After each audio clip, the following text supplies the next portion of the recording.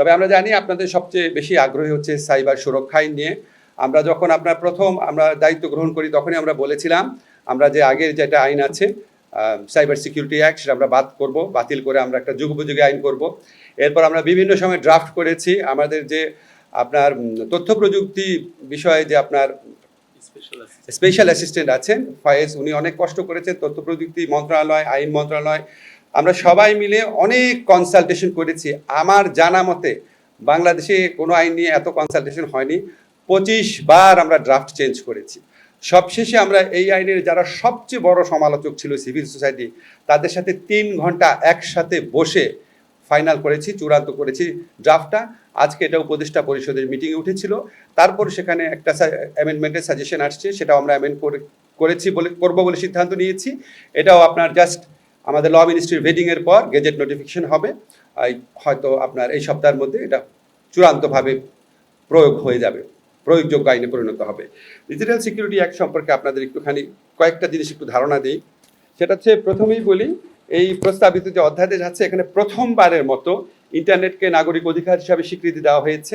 দেশে প্রথমবারের মতো অনলাইন জুয়া নিষিদ্ধ করা হয়েছে। প্রথমবারের মতো সাইবার স্পেসে নারী শিশু নির্যাতন এবং যৌন হয়রানিকে শাস্তিযোগ্য অপরাধ হিসেবে স্বীকৃতি দেওয়া হয়েছে। এবং এই আগের যে আইনটা ছিল ডিজিটাল সিকিউরিটি অ্যাক্ট, সেখানকার 9 এবং এই 9টা ধারায় ছিল কুখ্যাত ধারা। এই ধারাগুলোতে 95% মামলা দায়ের হয়েছিল। এই মামলাগুলো এখন স্বয়ংক্রিয়ভাবে বাতিল হয়ে যাবে। এছাড়া কিছু কিছু যে আর্টিকেল আছে সেগুলিকে পরিবর্তন করা হয়েছে এবং স্পিচ বা কথা বলে বা মতামত প্রকাশ করে যে অপরাধ, সেখানে মাত্র 2টা অপরাধ রাখা হয়েছে। একটা হচ্ছে নারী ও শিশুর প্রতি যৌন নির্যাতনমূলক কন্টেন্ট প্রকাশ, হুমকি দেওয়া, আর এটা হচ্ছে ধর্মীয় ঘৃণা ছড়ানো, যে ঘৃণা ছড়ানোর মধ্যে থেকে সহিংসতাকে উস্কে দেওয়া হয়। মানে ধর্মীয় ঘৃণাও এটাকে একটা খুব কঠোরভাবে সংজ্ঞায়িত করা হয়েছে, যাতে ভুল বুঝাবুঝি না হয়, কেউ কাউকে হয়রানি করতে না পারে। ধর্মীয় উস্কানিমূলক বক্তব্য বা যে কোনো কন্টেন্ট যেটার কারণে সহিংসতা উস্কে যেতে পারে, সেটাকে শাস্তিযোগ্য অপরাধ করা হয়েছে। এছাড়া আপনার দক্ষিণ এশিয়াতে প্রথমবারের মতো এখানে আর্টিফিশিয়াল ইন্টেলিজেন্সের মাধ্যমে যদি আপনার কোনো সাইবার অপরাধ করা হয়, সেটাকে শাস্তিযোগ্য করা হয়েছে। ম্যাক্সিমাম আইনকে আপনার স্পিচ অফেন্সের ক্ষেত্রে বলি, আপনার যে 2টা স্পিচ অফেন্স বললাম না, যে নারী ও শিশুর প্রতি যৌন হয়রানিমূলক কন্টেন্ট প্রকাশ বা ধর্মীয় ঘৃণা এবং সহিংসতা সৃষ্টিকারী কোনো কন্টেন্ট প্রকাশ, সেটার ক্ষেত্রেও আমরা রক্ষা কবচ রেখেছি। এই ধরনের মামলাও কারো বিরুদ্ধে হলে এটা আপনার আমলি আদালতে যাবে, যেই ম্যাজিস্ট্রেট এটা কগনিজেন্সে নেন সেখানে যাবে। যাওয়ার পর 24 ঘন্টার মধ্যে উনি যদি দেখেন এই মামলায় কোনো সারবত্তা নাই, তাহলে উনি ট্রায়াল স্টেজ মামলা বাতিল করে দিতে পারবেন। অর্থাৎ চার্জশিটের জন্য ওয়েট করতে হবে না। যদি দেখেন একদম সম্পূর্ণ ভুয়া মামলা, এই মামলার কোনো ভিত্তি নাই, উনি সাথে সাথে এটা বাতিল করে দেবেন, 24 ঘন্টার মধ্যে বাতিল করতে পারবেন। এছাড়া আমরা এই অপরাধগুলোকে আপনার আমলযোগ্য অপরাধ রেখেছি এবং কিছু কিছু ক্ষেত্রে আপোষযোগ্যও রেখেছি। একটু আপনাদের বলি, একটু সময় লাগছে। আপনাদের যে সমস্ত বিধান বিলুপ্ত করা হয়েছে, এটা হচ্ছে মুক্তিযুদ্ধের চেতনা, আগের আইনে যেভাবে উল্লেখ ছিল সেটা পড়ছি। জাতির পিতা বঙ্গবন্ধু শেখ মুজিবুর রহমান জাতীয় সঙ্গীত বা জাতীয় পতাকা সম্পর্কিত বিদ্বেষ, বিভ্রান্তি ও কুৎসামূলক প্রচারণার দণ্ড সংক্রান্ত যে বিধান, সেটা বিলুপ্ত করা হয়েছে। এই বিধানে প্রচুর হয়রানিমূলক মামলা হতো। মানহানিকর তথ্য প্রকাশ, প্রচার ইত্যাদির জন্য দণ্ড প্রকাশের বিধান, যেটা এতে প্রচুর মামলা হতো। আপনারা জানেন, অনেক সাংবাদিকও এই মামলার ভিকটিম হয়েছেন। এই ধারা সম্পূর্ণ বাতিল করা হয়েছে। সিচুয়েশন, আইন শৃঙ্খলা পরিস্থিতির অবনতি ঘটতে পারে, এই ধরনের কোনো কন্টেন্ট বা কথাবার্তা বলা, এটা কেন প্রচুর মামলা হতো, এটাও সম্পূর্ণ বিলুপ্ত করা হয়েছে। আক্রমণাত্মক, মিথ্যা বা ভীতি প্রদর্শক তথ্যবার্তা প্রকাশ ইত্যাদিকে সম্পূর্ণ বিলুপ্ত করা হয়েছে। যেগুলি বিলুপ্ত করা হয়েছে 9টা ধারার মধ্যে সবচেয়ে বেশি যেগুলিতে মামলা হতো শুধু সেগুলি আমি উল্লেখ করলাম।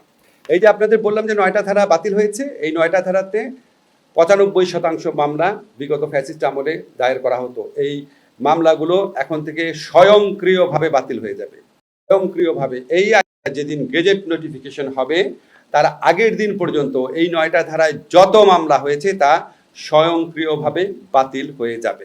এছাড়া ইতিপূর্বে বিভিন্ন ধারায় যে মামলা করা হয়েছিল, কিছু কিছু ধারায়, সেই সমস্ত ধারার মামলাও বাতিল হয়ে যাবে। যেমন সাইবার সন্ত্রাসী কার্য সংগঠনের অপরাধ দণ্ড,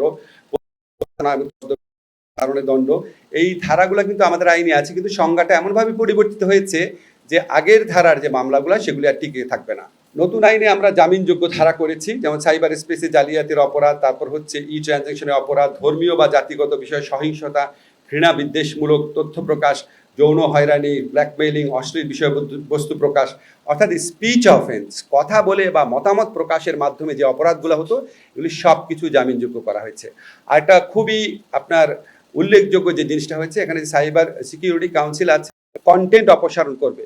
কোনো আক্রমণাত্মক বা অপরাধমূলক যদি কন্টেন্ট থাকে, সেই কন্টেন্ট যে অপসারণ করবে সেটার জন্য যে অথরিটি স্ট্যাবলিশ করা হয়েছে, সেই অথরিটিতে সিভিল সোসাইটির মেম্বার থাকবে। এই বিধান সংযোজন করা হয়েছে এবং এই অথরিটি কোনো কন্টেন্ট অপসারণ করার পরে, ধরেন কোনো একটা মানবাধিকার প্রতিষ্ঠানে কন্টেন্ট অপসারণ করলো, তখন এটা 24 ঘন্টার মধ্যে আদালতের অনুমতি নিতে হবে। অপসারণ করার পর অনুমতি নিতে হবে, 72 ঘন্টার মধ্যে অনুমতি নিতে হবে। আদালত যদি বলে যে না, এই কন্টেন্ট অপসারণ করা যাবে না, তাহলে সে কন্টেন্ট পুনরায় প্রকাশ করতে হবে। আর 72 ঘন্টার মধ্যে যদি আদালত বলে, আদালতে উপস্থাপন করার পর যে না, এই কন্টেন্টটা প্রকাশ করা ঠিক হয়েছে, এটা আইনের সাথে সঙ্গতিপূর্ণ, তাহলে সেই কন্টেন্টটা অপসারিত অবস্থায় থাকবে। অর্থাৎ আমরা অনেকগুলো রক্ষা কবচ সৃষ্টি করেছি। আরেকটা রক্ষা কবচ হচ্ছে, যেই কন্টেন্টটা অপসারণ করা হবে সেটা সম্পর্কে জনগণকে জানাতে হবে। জনগণ সেন্সিটাইজ থাকবে, আসলে সরকার কি উদ্দেশ্যমূলকভাবে কোনো কন্টেন্ট অপসারণ করছে নাকি সত্যি সত্যি আইনগতভাবে যেটা করা প্রকাশ করা যায় না সেরকম কন্টেন্ট অপসারণ করছে। আমি আপনাদের আইনগত ব্যাপারগুলো বললাম। আমি শফিককে মাইক দিচ্ছি, আরও কিছু বিষয় সিদ্ধান্ত হয়েছে, শফিক বলুন।